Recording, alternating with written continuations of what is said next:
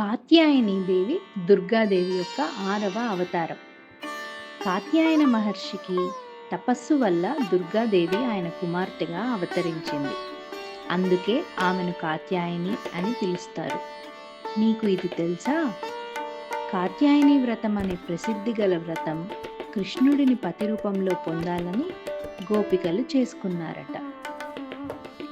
కాత్యాయని మాత ఇచ్చే పాఠాలు: ధైర్యం, భయాన్ని జయించడం, ఎలాంటి కష్టాలైనా ధైర్యంగా ఎదుర్కోవాలి. స్వచ్ఛత, పవిత్రత, మన ఆలోచనలు, మన హృదయం పరిశుద్ధంగా ఉంటేనే దైవానుగ్రహం లభిస్తుంది. సమర్పణ, భక్తి, మనసారా భక్తితో కోరితే దైవం మన కోరికలను నెరవేర్చుతుంది. స్త్రీ శక్తి, ఆత్మవిశ్వాసం, కాత్యాయని దేవి దుష్టశక్తులను నాశనం చేసింది. ఇది ప్రతి స్త్రీలోని అంతర్గత శక్తిని గుర్తు చేస్తుంది. స్త్రీ బలహీనురాలు కాదు, సమాజాన్ని కాపాడే శక్తి అని చూపిస్తుంది.